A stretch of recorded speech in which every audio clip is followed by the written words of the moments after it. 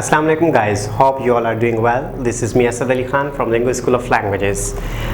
Today I have brought a very interesting topic for you which is going to help you to remove your tension while you study grammar. बहुत से students हमने ऐसे देखे हैं कि जो grammar का लफ्ज़ सुनते ही टेंशन में आ जाते हैं, डिप्रेशन में आ जाते हैं और उसकी वजह बहुत सी वजूहत हो सकती हैं. There are so many reasons behind that, लेकिन सबसे अहम वजह जो मेरे नज़दीक है वो ये है कि वे ऑफ टीचिंग. कभी कभी ऐसा होता है कि जो टीचर का अंदाज़ है, जिस अंदाज़ में वो पढ़ा रहे होते हैं, वो स्टूडेंट के मेंटल लेवल से, उसके कैलिबर से बहुत हाई होता है या फिर वो मैच नहीं कर रहा होता उस एरा से जिस एरा में टीचिंग की जा रही है.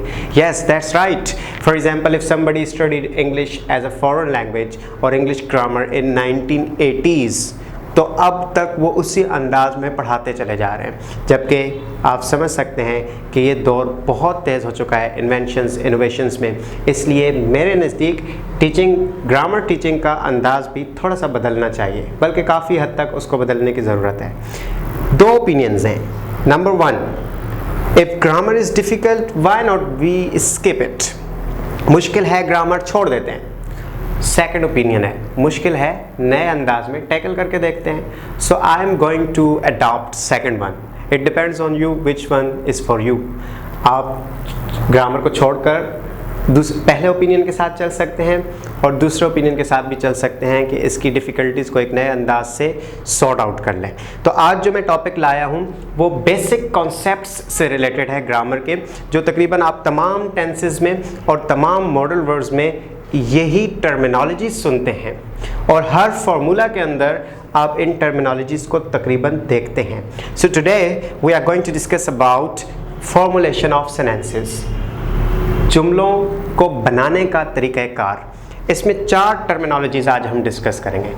Number 1 subject, number 2 helping verb, number 3 verb and the last one is object. तो इन 4 टर्मिनोलॉजीज़ को सीखने के बाद मैं आपको बताऊंगा किस तरह आप 12 टेंसेस के साथ अपने फिंगर टिप्स पर उनसे खेल सकते हैं और आप हर मॉडल वर्ब को बड़ी आसानी से सीख सकते हैं अगर आप इन 4 टर्मिनोलॉजीज़ पर अच्छे से ग्रिप कर लें, अच्छी कमांड हासिल कर लें और इनकी पहचान करने का तरीका सीख लें.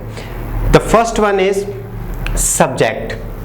याद रहे कि हम सुनते आते हैं अपनी स्कूल लाइफ से कि काम करने वाले को सब्जेक्ट कहते हैं. तो सब्जेक्ट एक ऐसा लफ्ज़ होता है जो किसी काम करने वाले की तरफ इशारा करो. जब सेंटेंस आएगा आपके सामने उर्दू में या किसी भी लैंग्वेज में, जिस लैंग्वेज से आप इंग्लिश सीख रहे हैं, so if you get a sentence and then you have to identify कि इसमें कौन सा ऐसा लफ्ज़ है जो इस जुमले में जिस काम की तरफ इशारा हो रहा है, तो कौन सा ऐसा लफ्ज़ है जो उसको ज़ाहिर कर रहा है जो ये काम कर रहा है. काम करने वाले को कौन सा लफ्ज़ ज़ाहिर कर रहा है. मिसाल के तौर पर अगर मैं आपको जुमला दूं कि मैं इंग्लिश बोलता हूं, मैं इंग्लिश बोलता हूं, आई स्पीक इंग्लिश. यहाँ बोलना एक एक्शन है, लेकिन बोलने वाला कौन है, कौन सा लफ्ज़ है जो बोलने वाले की तरफ इशारा कर रहा है? मैं. So it means this word is subject. ये सब्जेक्ट है, उर्दू में इसको फ़ाइल कहते हैं. ठीक है, तो मैं का लफ्ज़ सब्जेक्ट हुआ, इंग्लिश में मैं को आई कहते हैं. अब सब्जेक्ट जो है वो नॉर्मली हम उसको 2 हिस्सों में ले सकते हैं. यानी एक सब्जेक्ट नाउन होता है, एक सब्जेक्ट प्रोनाउन होता है. ठीक है, तो सब्जेक्ट या तो नाउन होगा या प्रोनाउन होगा. इसकी पहचान का एक तरीका तो ये है कि ये काम करने वाले को जाहिर कर रहा होगा, दूसरा कि ये या तो नाउन होगा या प्रोनाउन होगा.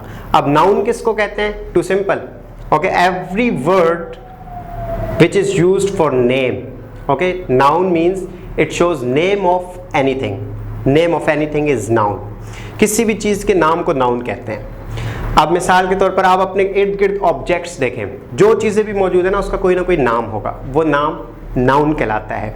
उर्दू में इसको इस्म कहते हैं. ठीक है, इंग्लिश में इसको नाउन कहते हैं. ग्रामर में, इंग्लिश ग्रामर में उसको नाउन कहा जाता है. मिसाल के तौर पर पंखा, इसको इंग्लिश में फ़ैन कहते हैं, लेकिन इंग्लिश ग्रामर इस लफ्ज़ फ़ैन को नाउन कहती है. क्यों? क्योंकि ये नाम है एक मटेरियल का. ठीक है, तो किसी भी चीज़ के नाम को नाउन कहेंगे. अब अपने इर्द गिर्द देखें, विंडो, डोर, रूफ, कारपेट, हर चीज़ जिसका भी नाम आप लेंगे वो नाम नाउन कहलाएगा. तो कभी ऐसा होता है कि कोई नाम जुमले में काम करने वाले की तरफ इशारा कर रहा होता है, तो उसको हम कहते हैं सब्जेक्टिव नाउन.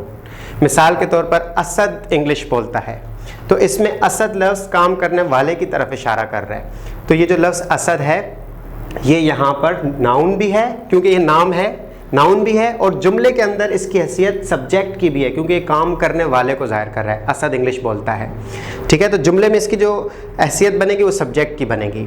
और इंडिविजुअली अगर कोई आपसे पूछे कि असद, लफ्ज़ असद इंग्लिश में क्या है, तो आप कहेंगे ये नाउन है।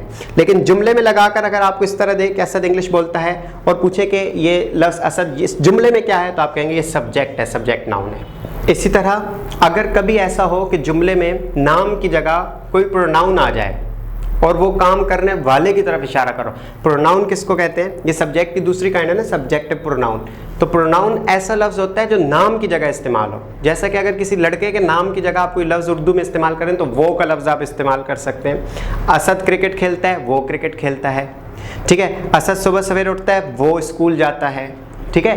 तो ये वो का लफ्ज़ जो है ये नाम की जगह, असद के नाम की जगह आ रहा है, तो ये प्रोनाउन है, इसमें ज़मीर प्रोनाउन है ये, ठीक है। तो प्रोनाउन क्या लफ्ज़ हुआ, the word which is used instead of name, ऐसा लफ्ज़ जो नाम की जगह इस्तेमाल हो। और ये 7 हैं, नो टेंशन, ओके, ये 7 याद कर लें बस, I, we, you, they, he, she, it, they are 7, ये 7 प्रोनाउन कहलाते हैं, ठीक है। और ये अगर कोई इंडिविजुअली आपसे पूछे, एक लफ्ज़ आपको दे और आपसे पूछे कि बताओ ही क्या है, इंग्लिश ग्रामर में लफ्ज़ ही क्या है, तो आप कहेंगे प्रोनाउन है। क्यों प्रोनाउन है, क्योंकि ये किसी लड़के के नाम की जगह इस्तेमाल होता है। लेकिन अगर कोई आपको कहे कि ही प्लेज क्रिकेट, आप बताएं ही क्या है, इस जुमले में ही क्या है, तो आप कहेंगे ये सब्जेक्ट है। क्यों सब्जेक्ट है, क्योंकि ये खेलने वाले की तरफ इशारा कर रहा है, वो क्रिकेट खेलता है, काम करने वाले की तरफ इशारा कर रहा है। तो सब्जेक्ट आई होप कि क्लियर हुआ होगा, काम करने वाले को सब्जेक्ट कहते हैं, it shows a doer, subject की इंग्लिश में डेफिनेशन हुई। इसकी 2 काइंड्स हैं, सब्जेक्ट नाउन और सब्जेक्ट प्रोनाउन। तो सब्जेक्ट नाउन जो ऐसा नाम जो काम करने वाले को की तरफ इशारा करो, सब्जेक्ट नाउन, और सब्जेक्ट प्रोनाउन ऐसा प्रोनाउन जो काम करने वाले की तरफ इशारा कर रहा हो, वो सब्जेक्ट प्रोनाउन कहलाता है। और ये 7 हैं, I, we, you, they, he, she, it. अब हम नेक्स्ट पॉइंट पर आते हैं। फॉर्मुलेशन ऑफ सेंटेंसेस में जो नेक्स्ट टर्मिनोलॉजी है, जो नेक्स्ट हमारे पास पॉइंट है, वो है हेल्पिंग वर्ब।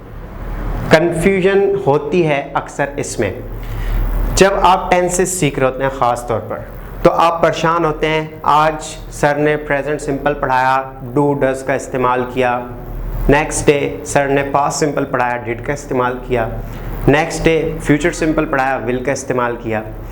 फिर कभी कंटिन्यूस में आते हैं तो फिर हेल्पिंग वर्ब चेंज होते हैं, परफेक्ट में आते हैं तो फिर हेल्पिंग वर्ब्स चेंज होते हैं, इसी तरह परफेक्ट कंटिन्यूस में। तो हेल्पिंग वर्ब कंफ्यूज करते हैं स्टूडेंट्स को। हेल्पिंग वर्ब याद रहे कि ऐसा लफ्ज़ होता है जो वर्ब की हेल्प कर रहा होता है। किस मामले में हेल्प करता है वर्ब की, वो वर्ब की हेल्प करता है कि उस वर्ब को किसी खास ज़माने के साथ या किसी खास जुमले के साथ जोड़ दे, किसी खास टेंस के साथ या किसी खास सेंटेंस के साथ जोड़ दे, उसको हम हेल्पिंग वर्ब कहते हैं। जैसे मिसाल के तौर पे मैं कहूँ कि मैं क्रिकेट खेल रहा हूँ, और फिर मैं कहूँ मैं क्रिकेट खेल रहा था, फिर मैं कहूँ मैं क्रिकेट खेल रहा हूँ गा। तो देखिए इसमें हूँ था गा, बाकी जुमला सेम है, हूँ था गा बदला, टेंस चेंज हो गया।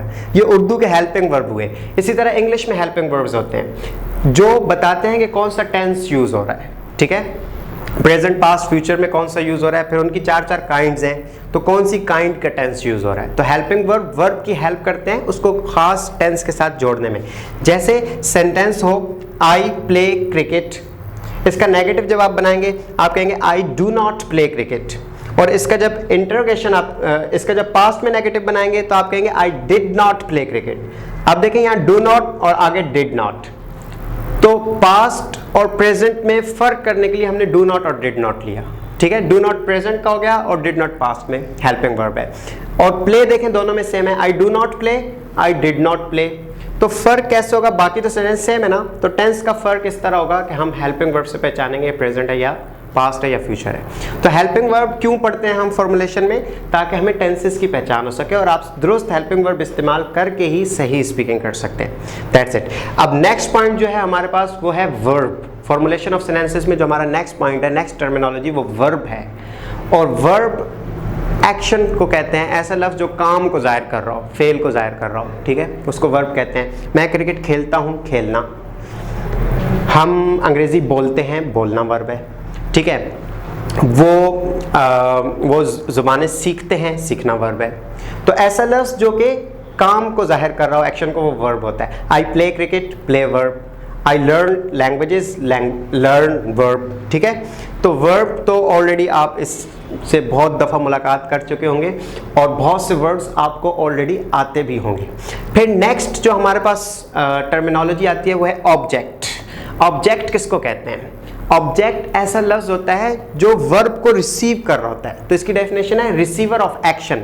एक्शन मतलब वर्ब, तो ये रिसीव कर रहा होता है वर्ब को। जैसे अगर मैं कहूँ ना कि मैं बोलता हूँ, तो इसमें कोई ऑब्जेक्ट नहीं है। देखें, मैं बोलता हूँ, मैं सब्जेक्ट हो गया क्योंकि बोलने वाले को जाहिर कर रहा है, और बोलना ये वर्ब हो गया, और हूँ हेल्पिंग वर्ब है। टेंस बता रहा है ना, हूँ का लफ्ज़ कि कौन सा टेंस है, प्रेजेंट है।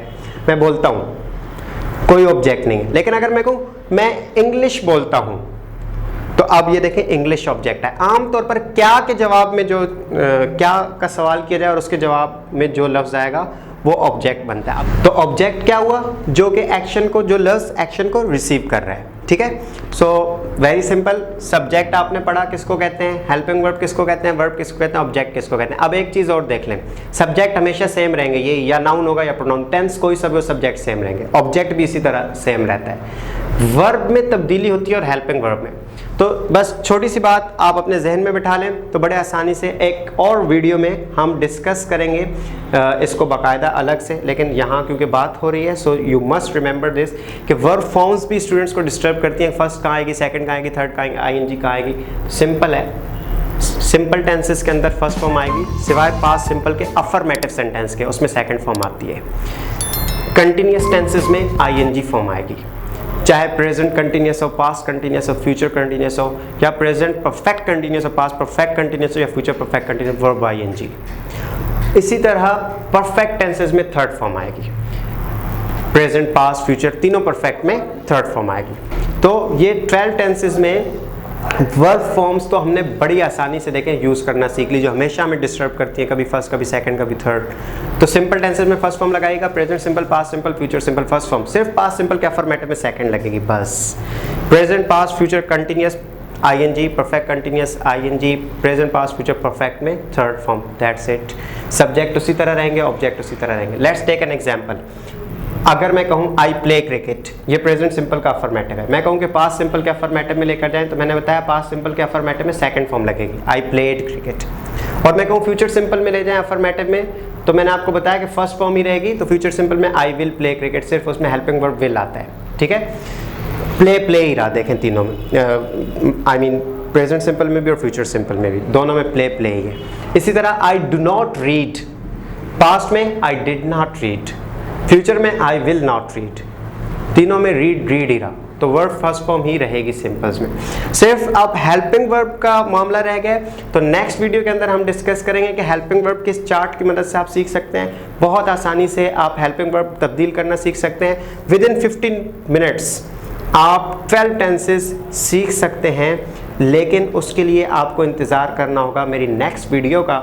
और तब तक के लिए आपको इन फॉर्मुलेशन की जो हमने टर्मिनोलॉजीज डिस्कस किए हैं, इसको आपने अपने जहन में अच्छे से बिठा लेना है and practice it more and more. यहाँ हमारे लेसन का एंड हुआ। अगर आपको ये वीडियो पसंद आई हो तो ज़रूर लाइक करें, शेयर करें और चैनल को भी सब्सक्राइब करें, ताकि आपको नेक्स्ट आने वाली वीडियोस का नोटिफिकेशन मिलता रहे। नेक्स्ट वीडियो में हम डिस्कस करेंगे कि किस तरह आप with in 10 to 15 minutes 12 tenses सीख सकते हैं। उसके लिए इस लेक्चर की अच्छी आपकी तैयारी होनी चाहिए। See you next time, take a good care of yourself, till then अल्लाह हाफिज़।